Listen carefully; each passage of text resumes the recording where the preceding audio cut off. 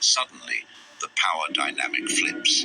Look out. You do the stare. This might sound a little passive Women love that one. but hear me out. You're an out, guys. You went. Unsettling about someone who doesn't give the reaction they were expecting. When you hold a steady, silent stare, you're saying without a word, I'm not playing this game with you. It's a way of reclaiming control without even lifting a finger. The old words of stare has been around for thousands of years. The clearest, most powerful no you'll ever say. You should learn this by end of high school, people. But if you don't, I was in have a listen. Meeting where one guy kept talking over me, cutting me off like he was on a mission. Yep, we're on a mission. Good for him. Overconfident, thinking everyone's there to listen to his wisdom. Hear him. He's talking like he's a wise dude, and yet he's given us scripts that, should be done by high school. It's pretty basic 101 kind of shit. And yet we hear things like this, like they're trying to talk to people through videos, like smart-ass dickheads, you know what I mean? But that's my opinion on certain areas because I've been through such things as what he's talking about. What do you reckon, mate? I tried interjecting, tried being polite, but he wouldn't stop. Goes just like that. Finally, I just looked at him. I leaned back in my chair, crossed my arms, and held his gaze. No blinking, no expression. He pulls the stare. Stared. You don't need to be wise to do that. I said nothing. You could feel the tension build, and the best part, everyone else at the table started looking at him too, wondering what he'd do. What would he do? He got uncomfortable, stumbled over his words, and suddenly looked anywhere but at me. Didn't interrupt me for the rest of the meeting. That silent stare did more than any words could have. And it didn't just stop his behavior in the moment. Shit. He actually started treating me with more respect after that, as if he'd finally realized I wasn't someone he could just bulldoze. Sometimes you have to show people who you... He was wondering if he was going to get stabbed in the car park later. Without saying a word. Let's dig a little Because if you're smart and go stupid, why is that? You got afraid, right? But if you're stupid, you don't need a death stare, right? They just fall out themselves, kind of thing. But if you do a death stare, right? It's a part of a threat. Let me know if you think the same when it comes to death stare. That's what I've been told from some people too. So you got to be very careful. They'll be like, "What are you looking at? You want to kill me?" Yeah.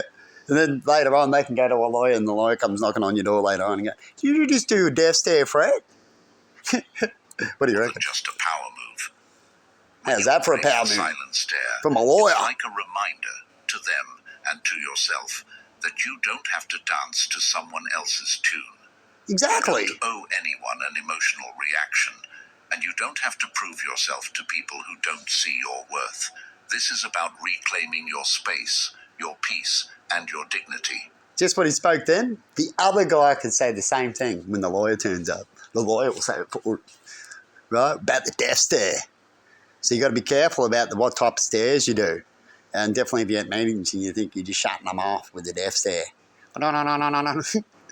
Anyway, I'm just fucking around. Too often when someone is disrespectful, we feel an urge to defend ourselves, to make our case, or worse, to let it slide.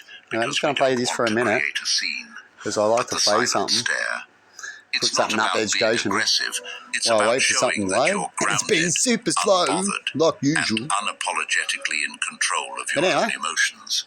They can unapologetically slow things down People who are used to and disrespecting have a psychic that knows that they might click on a clip and seen that and goes, "Oh, he watched this for 5 minutes." But if you look into the future, so I'm talking over him, man, that's rude. If you're actually in a room with someone, that's rude, making up clips and that. It's not rude at all. You're sending off codes and stuff in clips and be a prick to someone is rude, but other than that, it's not. But anyway, just like when it comes to how they talk about energy, right, on YouTube, how they're working out all these things, and they've got lots to say, but they're not really showing us how they're using it. We see one part, how one dude can show you your whole movie of who you should be with, so don't worry about looking. Stuff like that. It's pretty fucking crazy, really. Guess what she's pulling out up there. You've got some lights, you can see. Same old shit, same old day, same old coincidences. Every day. You know what I mean? Coincidences. Sometimes if you see coincidences, they can be nothing like that show where he gets stuck on 9 or 7 all the time and goes loopy, right? Looking for the pat. These type of people would like you to do stuff like that. But before you ever go loopy, you just shut it off. You just go away. You leave it alone. In some ways, people say you get rid of the problem, right? Anyway, hopefully we don't have to truck on this too long. It is 30 minutes. Consequences for treating others poorly. This guy's full of wisdom. He can give me the death stare if he wants one day, if he gets upset with me. And he might have the mind boggle. But the best way to get people upset, which is what I've been through as well, and I've told Emma, a close friend of mine, hopefully be a loved one, a real close connected loved one, right, which is when you get married with people and have babies and all that kind of stuff, work hard on it. As you believe you can now work together and you are working together, that's when you get married. You know, you can work together as a team. Otherwise, you'll be forced to get married before then when you have issues in your life or working together as issues are in your life, right?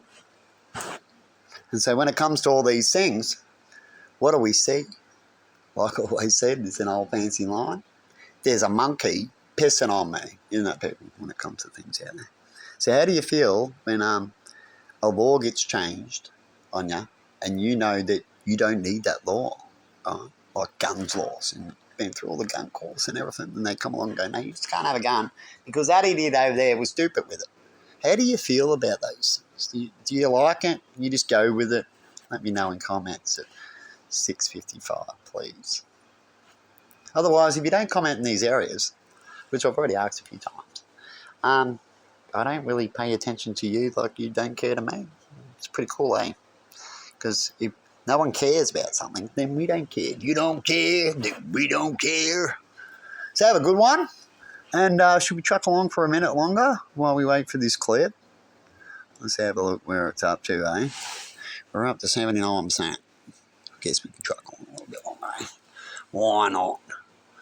We'll wait till the end. Consequences for treating others poorly. And we can get some wisdom here. A lot of it's been around for thousands of years. Suddenly, the hardest thing to do is to get the collective, everyone, to see all that wisdom. And that's why we have lots of Santa Claus, right? And we all can be Santa Claus, that's cool, we all help out. And we try to spread that wisdom. But some people really truly believe that they're the Santa Claus all the time. And we get problems in that area too when it comes out to spreading good cheer and information to people. As others just do it for money and they want to make more money. Not making enough money, need more money. And so they bully the same Santa Clauses just to get some more of the money. Not about you and how you feel about that Santa Claus being over there. They just want to bully him that he's not there. And they'll send their Santa Claus or something like that. You know what I mean? Yeah, let's just drop on for a second. Their own behavior. And I'm going to finish up for the day. You're showing I've had a big shift today, people don't like to see as we do. Like that. That's why this works. You ever heard about the 7 and the curses and stuff? Hell of a world we live on, isn't it? Just get the other person to back off. To get the collective, to get the collective to actually see things collectively. Holy fucking holy of the holy fucking Jesus is going shit. Next coming hasn't come yet because shit, holy fuck. What do you reckon? Let me know in comments on that. Of self-worth. When you stand there, silent and still, you're reminding yourself that their words or actions like can't right now. shake you.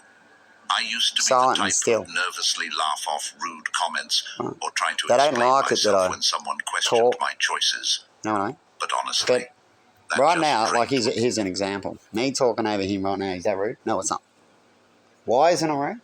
Because when you talk over people in your own house, there's a reason for it, and you need to speak. You're in your house.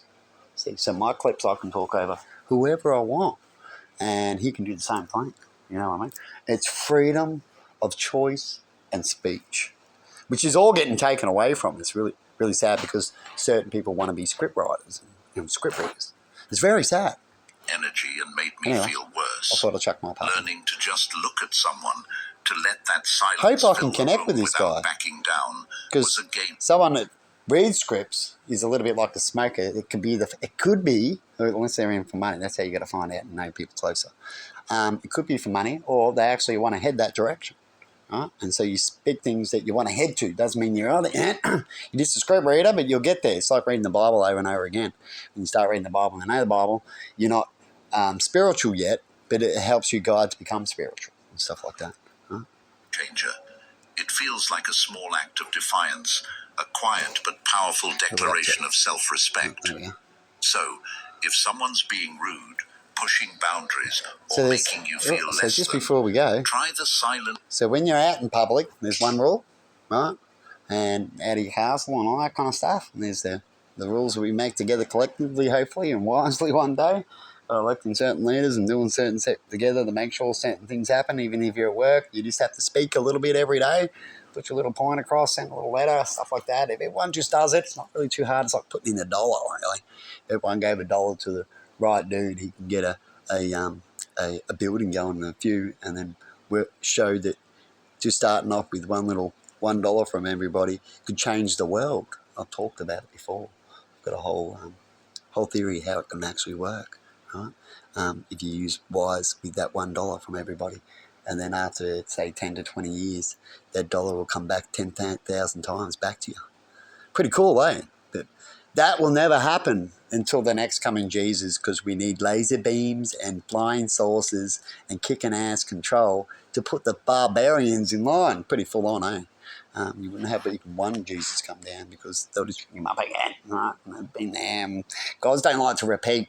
Even though humans have got repeat stories of doing things to the gods, the gods always come back differently and try to get a different outcome. But the humans are in this like stuck cycle, which is what I was talking about. Someone earlier likes to post up a lot of a stuck cycle repeat, as they're stuck in the scripture and confused. When you're confused, you'll repeat in a stuck cycle. And lots of people try to get you confused, or you can get confused yourself with too hard of what you need to do, and your education rate's not there. So it's like chucking a kid into an adult job. They'd be like, what? And they'd be confused, right? And you wouldn't even have the educator to get them to work. They're not there yet. Right? So they'll become confused, and they'll probably cry too. Right? They go, I want my hand. Right? I want my hand, man. But anyway, I think we should be about finished now.